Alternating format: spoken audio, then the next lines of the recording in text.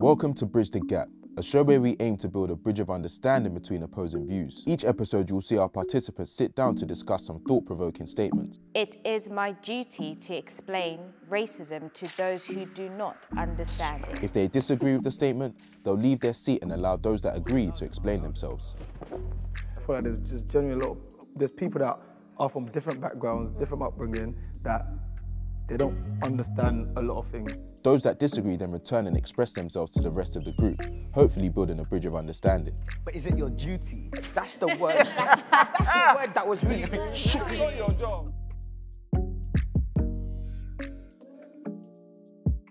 Let's see what happens. Black spaces are key to experiencing black joy.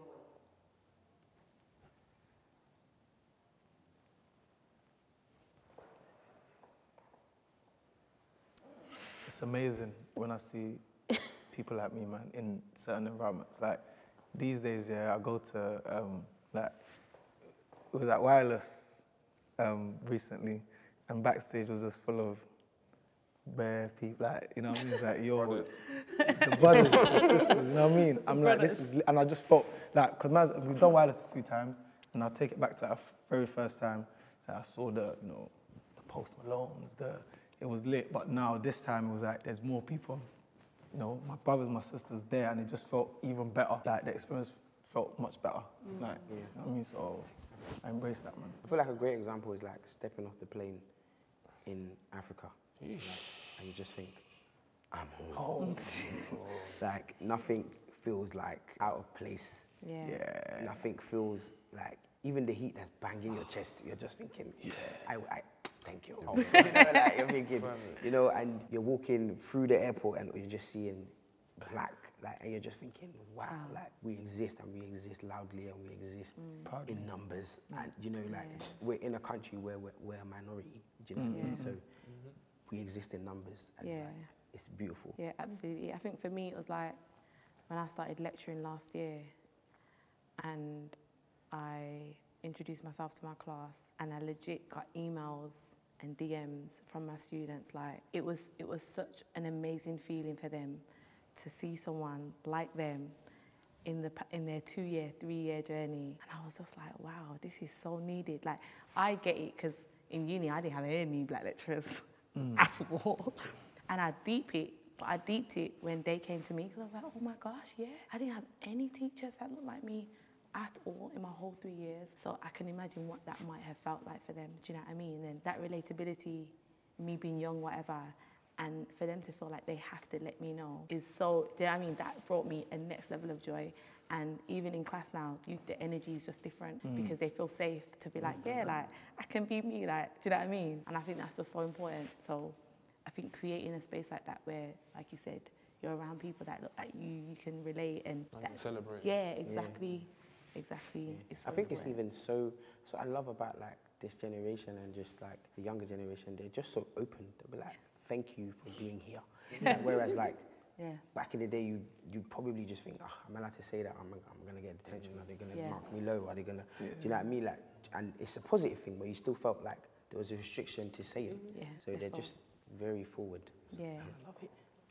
I feel like you can also create like black joy in spaces that are not predominantly black though. Like if you're with your people, because I haven't been to many like, for example, events where it's just black people, yesterday. Yeah, and like I've not really been to a lot of spaces, so I don't really like go out. But like when I'm with my people in the space, we've created our own joy. Yeah. And I agree. It feels different. Yeah. Yeah, definitely. It's the energy. Energies are high. Energies are mad. Just everyone's vibrating, you know what I mean? Crazy vibration. It's beautiful. Like last weekend, we played at London Fashion Week in, I was telling you guys about it earlier, at Selfridges with Labram London.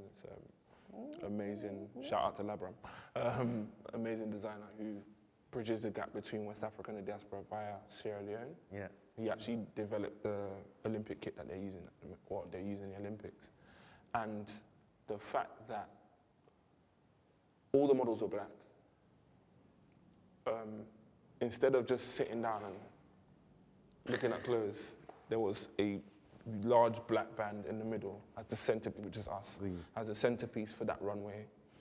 The fact that you had people like Oswald Boateng watching, and so many other, Yinke Laurie, who did all the stage and the set and stuff, who's really been amazing with like a lot of his collaborations and designs. And backstage, and people that knew what to do with black hair, or black makeup. And Trust me. it was just being in that space where you would normally be surrounded by whiteness as the gaze, except for the very, very dark, very tall and slim and beautiful models. That would be the perfect aesthetic to do their clothes, but more so, almost like you're the hanger for the clothes that you're sharing, and then the whole show, everyone else is appreciating it, is the white gaze. Whereas this felt like a show with everybody, like, but mainly black people, and creating that space in Selfridges, which is, I'm sure a lot of us have been followed around there at some point, you know, in Selfridges, and being acknowledged in that space in that way, even though it was a predominantly white space, but we made it our own, and it was such a sick feeling, like, well, sick in a good way. It didn't make me feel sick, but it was such a good feeling. Like it was really uplifting. Yeah. So I definitely agree with what you're saying. The one thing that I've seen online that I appreciate, by the way, is like, even, I'm going to use Black Twitter as an example. Love Black Twitter. Like, for a long time, well, I think in the world I was in, which is advertising, when I used the term Black Twitter, they didn't know what I was talking about. They were like, sorry, what? Black Twitter? There's a black, no. I'm like, no. We just run things on the timeline. Yeah. We do that, and it's still quite hard for them to gauge. And you know that you just think about the power in, particularly again, black people online. I just think, wow, like, and that space is so important to be protected, because now I think there is a cultural capital in that, where people feel like, wow, okay, I get it. How can we monetize or use that for then our benefit? And that's when, you know, capitalism and all of that starts to then control on that. But we did that, do you know what I mean? And I think it's so important to protect that, what we've created and what we've built, because there will be people who culture appropriate and all of those things that exist, to see who now can benefit off the back of that, and it won't be us reaping the rewards, do you know what I mean? And it happens so much just to the lack of, like, you know, knowledge or people having our best interest at heart, etc. But those spaces online are literally the best thing. Do you know what I mean? Like, I'm like, nah, this, like, I feel like I know people I don't even know. Yeah. Do you know what I mean? When you meet them for the first time, you're like, do you know what I mean? Like, what? You know what I mean? Like, it's mad. I think it's so important to protect those spaces. 100%, definitely. And I feel like, just in general, like, there's certain things that you see on the internet, like, for example, being called the N-word, like seeing that word, or just seeing people like that are clearly not black throwing that word around. That's something that needs to be policed heavily, because there's certain things that you will not allow us to see on the cash. That there, it needs to be as important as the other things you wouldn't allow us to see. Like, we shouldn't be going on the internet and seeing abuse, like unwarranted, unprovoked abuse, like. So it's not even that, like, things that definitely 100%. Like, you see people making racist comments in, like, on comment sections all the time. But things like, this is just a personal thing of mine, where you share a meme and it's like, you're talking about guys, for example, a girl's talking about guys, she's like, oh, yeah, this N-word did this to me, and I felt like, and I was like, be what? As a white girl, you're sharing that the N-word did this to you. What did the N-word do? Why is the N-word in your, I don't understand. How does that relate to you? You know, so things like that. But having those, point in terms of black spaces, hashtags, like, someone that uses it a lot and brought my attention to it was black travel feeds, like Wonder Where I Wonder, etc., etc. Hashtag black travel feed, knowing that black people have a different experience traveling, knowing that black people have a different experience vacationing, and having a place where you can just click on that hashtag and see a plethora of accounts that you can relate to, that you can look at tips from, where it's safe to go, where you're going to have a better experience. Even with BLM, and when things were happening, you could find out about stuff like protesting and what to do in different protests in your area. just by having that hashtag, space. and that's therefore that space that's provided with that and something to follow. Yeah. So, and then there's loads of like other pages like the Melanin Forum, the Black Experience Forum, etc., etc. Yeah. Amazing. I feel like online is a voice for black people. And the reason I say that is because we will send a long and lengthy complaint email and it will get ignored. So we will, When we're all online pushing together spaces, online, you have it's we're where louder. we seek the support and where we seek advice as well. I love it when I see like black people giving each other advice about how to like, you know, Do with HR or something. to fight this, you know what I mean? So Yeah, for real. it's definitely our voice as well, man. Yeah, so important. And also, it's like, that is a space where we can also then have autonomy. Do you know what I mean? Because of the things like we talked about, the workplace, assimilation, code switching, not being able to be your full black self there. But there are so many, like, particularly like makeup artists that I've followed that are so expressive, and like, they talk about why they do that online, because that is their safe space. They found their community there, and it's like, people find so much of their tribe online. And it's so important to protect those spaces, because even groups like, there's like the Project Noir group that I'm a part of in like, it's like production and stuff, but only black or of mixed black heritage people are in that group. So everyone understands that, yeah, we're coming from a space where a lot of opportunities are not accessible to us. So let's share, you know what I mean? Let's keep talking, let's keep showing each other the opportunities that are happening. And I think, again, it's so important, because I've literally had other white people like, why do you have those groups?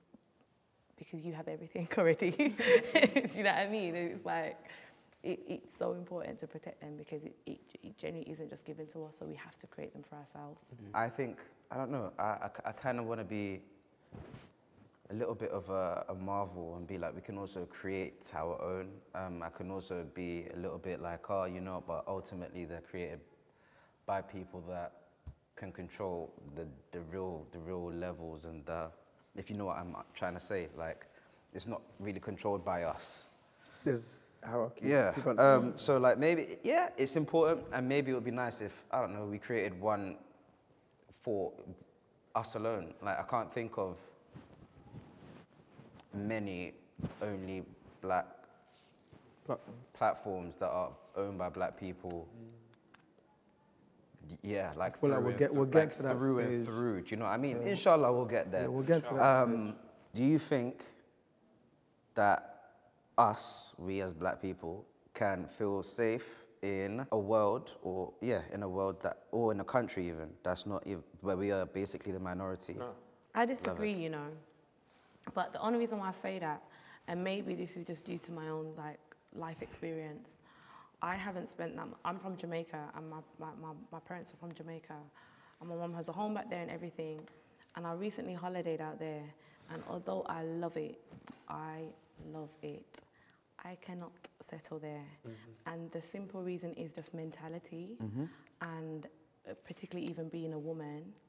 It's just not, for me, I just don't think it's safe for me to say, I'm gonna pick up everything and go. And I just don't think that the reality is I don't think I could do that. And I think there'll be a lot of unlearning for a lot of people around me and me do you know what I mean? And it's just hard. So not saying it's impossible, but for me right now, I can't see myself doing that.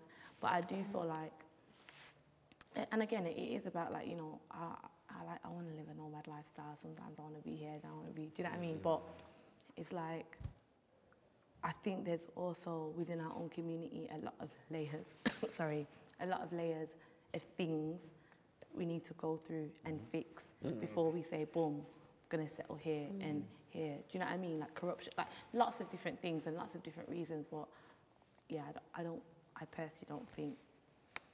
Same here, to be Yeah, honest. I agree. Yeah. Like, I've never been to Nigeria. I don't speak the language. Like, all I know is here. But I don't believe that I can't live there. I think it's just a thing of trial and error, really. And where you were raised as well helps. Yeah. I mean, not gonna lie, like, even though, okay, yeah, we can cry about all the stuff that happens in this country, like, we're ultimately at the same time kind of blessed to be here. We have advantages that someone in an all-black country doesn't have. and vice versa. And that's just honestly how life is. Like, I feel the same way you said, like it may actually be safer for a black woman to be here rather than Jamaica, initially anyway. Yeah. Do you know what I mean? Like when you don't know anything, blah, blah, blah, it just might be safer. Yeah. I don't know, opportunities that you get for work, to make money, to eventually go back home in the first place. You'd come here to do that and you'd feel safe to do that. Whereas I can imagine, I don't know, being back home in Africa and you're winning and someone's like, yeah, I'm gonna rob you tomorrow. Like as soon as you got your bag, gone, I'm gonna take it, start again. And I feel that could happen back home. It can happen here. It can happen here. Do you know what I mean? But like, there's ups and downs to that. Yeah, I think there's many factors that you have to Yeah. you can't just up and leave and say that the happiness is on that island. I know it's there. Yeah. Do you know what I mean? And like, I feel like there's a certain joy that you will have from being like we're home. Do you know what I mean? However, I grew up in the UK. I grew up in a country where I'm a minority, and I still feel like I've felt happiness. I still feel like I've felt, you know, going back to your joy, just a little bit of joy. Do you know what I mean? And I've found spaces, and we've created spaces where we can find joy. And that doesn't mean, it doesn't dumb down the joy that you might have in another, like in the country back home. Yeah. But it doesn't also minimize the joy that we have here. Yeah, absolutely.